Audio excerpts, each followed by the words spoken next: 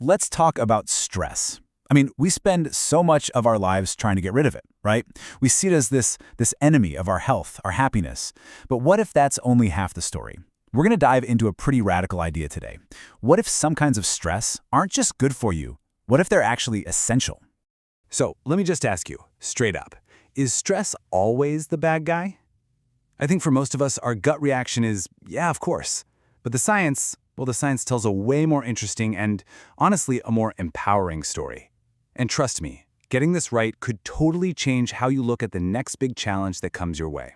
Okay, so meet Hans Selye. This is the guy who basically wrote the book on stress research. And he comes along and drops this absolute bombshell on the scientific community. He says, stress is not necessarily bad for you. It is also the spice of life. I mean, think about that. He's arguing that a life with zero stress isn't peaceful. It's just bland. It's a life without flavor, without any growth. That's a pretty bold statement, right? So let's unpack what he really meant. All right, here we go. Selye's big breakthrough was realizing that we've been lumping all stress into one giant negative bucket. So he split it in two. And he gave us a brand new word for the good kind of stress, a word that really helps us understand our own resilience. He called it Eustress. The name kind of says it all, right? Eu comes from the Greek word for good. So eustress is literally good stress. Now, this isn't about having no pressure. Not at all. It's all about how we respond to that pressure. You know that feeling when you're totally in the zone? You're challenged, but you feel capable. You're actually energized by the very thing that's pushing you. That's eustress.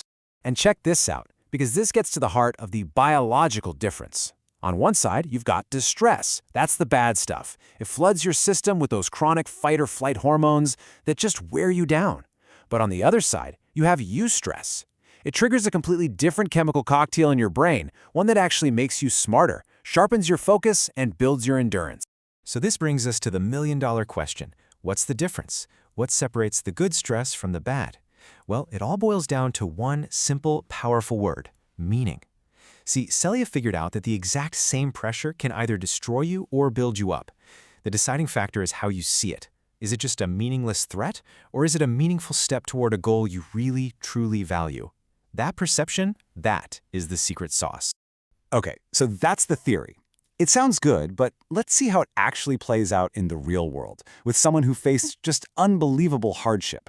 Our first case study is the one and only Marie Curie, who endured some of the most extreme environmental stress imaginable, all for the sake of discovery. And I mean, her struggle was just immense. We're talking about years of backbreaking manual labor, processing tons of raw material by hand. And she was doing this in a drafty old shed, freezing in the winter, suffocating in the summer. On top of the constant physical exhaustion, she was being marginalized and dismissed by the scientific community. By any normal measure, this is a recipe for complete and total breakdown. So what on earth kept her going? Selye actually had a name for this: altruistic egotism. I know, it sounds like a total contradiction, right? But it's an incredibly powerful psychological driver. It's this idea of pursuing a huge goal that's going to benefit other people, while at the exact same time it fulfills your own deepest, most personal passion. And this is where it all clicks into place: the eustress connection. For Marie Curie, all that pain and exhaustion, it wasn't just meaningless suffering. No, every single hardship was tied directly to her profound purpose: discovery. And that purpose, it literally transformed the physical pain into a positive stressor. It became the very fuel that powered her to win not one, but 2 Nobel Prizes. Amazing. All right, so from extreme environmental stress, let's shift to something that might be even harder to overcome: chronic, long-term psychological stress. And for this, we're going to look at our second case study, Nelson Mandela. His story shows us how the mind can find a way to triumph, even when the body is locked away. You have to understand, the conditions he faced were designed for one single purpose: to break the human spirit. We're talking about 27 years. 27 years. Brutal labor in lime quarries, solitary confinement, constant psychological torture. It was a systematic attempt to strip away his dignity and identity. This is the absolute definition of chronic distress, the kind of state that physically and mentally destroys most people. So how in the world did he survive that? He used an incredibly powerful mental tool, one that psychologists call cognitive appraisal.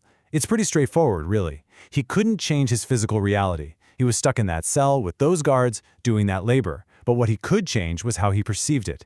He could reframe the entire experience and give it a different meaning. And this is exactly how he did it. He stopped seeing his prison as just a cage. Instead, he mentally transformed it into a university, a place for learning, for reflection, for strengthening his resolve.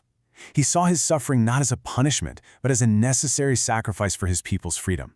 That single mental shift converted decades of soul-crushing distress into a powerful state of eustress-driven resistance. It's just incredible. Okay, for our final case study, let's shift gears one more time. We've talked about survival. Now let's talk about peak performance. And who better to look at than Steve Jobs?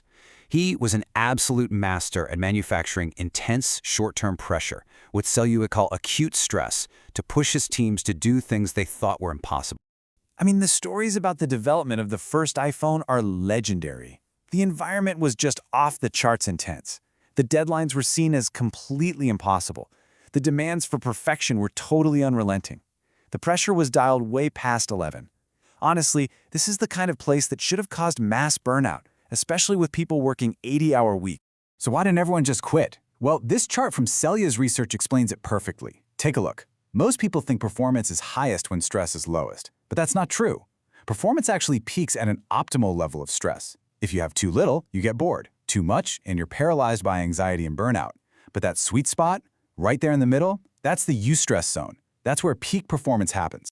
And this right here was the genius of Steve Jobs. He manufactured meaning. He didn't just tell his team, hey, go build a new phone. No way. He framed the whole project as making a dent in the universe. And that massive sense of purpose completely shifted how the team perceived the stress. It wasn't just another product deadline, it was a historic mission. And that turned what should have been anxiety into pure exhilaration, unlocking just incredible amounts of creativity and endurance. So let's pull this all together. We've looked at a scientist in the lab, a revolutionary in a prison cell, and a tech visionary in a boardroom. 3 completely different people, facing 3 completely different kinds of stress.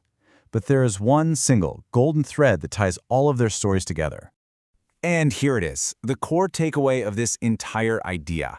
From Curie's lab to Mandela's cell to Jobs' boardroom, the single element that converted all that pressure into real power was purpose. That's it. Purpose is the ultimate catalyst.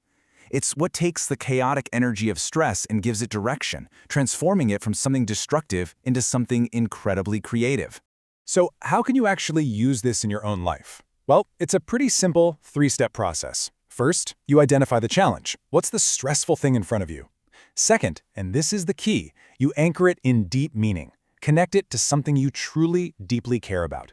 And then finally, step 3, you take all that energy that stress creates and you use it for growth instead of letting it fuel your anxiety. And this is really what I want you to walk away with.